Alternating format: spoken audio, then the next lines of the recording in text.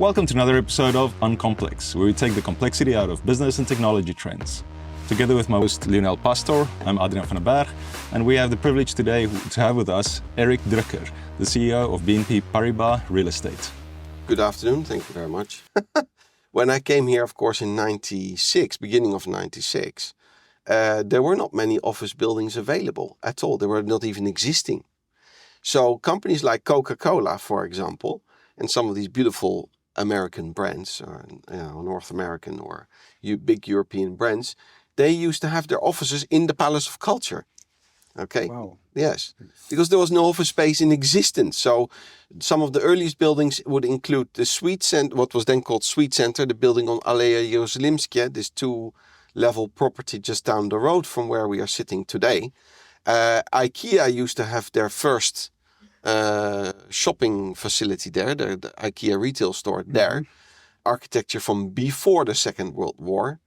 In the time when the place to go shopping in Europe was not Paris, but it was Warsaw. Oh, Okay. wow, okay. Yes. Tell us more about this. There's great examples Okay. about that. One of the old department stores, very famous Polish department stores, was called Herse. And this was a family-owned business. Of course, it got, or not of course, but it got, unfortunately, this kind of didn't end up very well during the communist era. But Herse is making a comeback on the market, and they have just rented a couple of shop units here in the center of Warsaw. So it's a brand to really, really look out for, because that is true Polish history. Mm-hmm.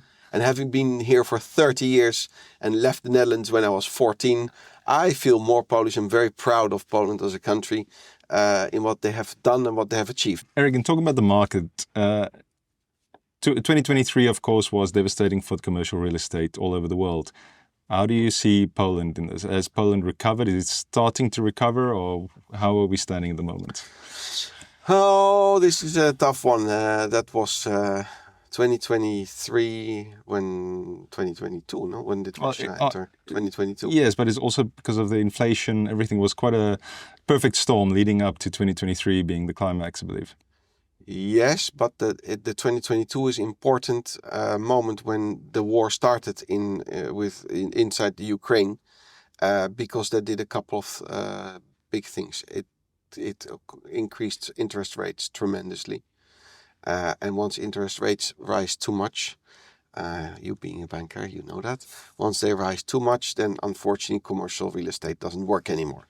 The investment market, which was at 7.5 billion euros just before COVID started, so 2019, 2018-19, those were the absolute peak years, completely crashed. And in 2023, the investment volume was only 2.1 billion euros versus before COVID, it was 7.5 billion euros for the year. Now, we did make a recovery last year, and last year came to a very nice 5 billion euros throughout Poland. We'll see what this year is going to do. Maybe we can talk a bit about the REITs, the real estate investment trusts. Yes. I'm hearing that's something that might come to Poland, maybe for the people that don't really understand or know what is it. Would you mind explain us a little bit what's a REIT and if we're going to see them trading here in Poland? Yeah, this has been a question mark for many years. REITs, real estate investment trusts. Yeah. Basically there for owners of real estate funds to facilitate that under certain rules and regulations that a government will agree upon. We still don't have them. That's a bit of would be nice to have them. If we would have them, that would show a major shift in the market. We would see much larger volumes trading. I'm pretty sure about that. You get a lot of local investors buying into that. So it's not just the big international funds. If we look at other countries in the area, in our region, then, for example, Czech Republic, they have them. and the investment market is sort of divided 50-50 between local buyers and foreign buyers.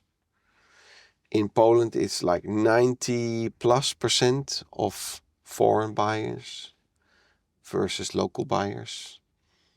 But in recent times, sort of over the last 5 years, we start seeing more and more family offices being created by wealthy Polish people, Polish family offices that are starting to invest into this into this real Yes, estate. that's the new foundation law, right? That has been implemented in Poland, and so we can see that there's more sophistication coming to Poland when it comes to finance, with maybe the REITs, we don't know, but the new family offices, which coming from Switzerland, this is something that is very common, obviously, in Switzerland.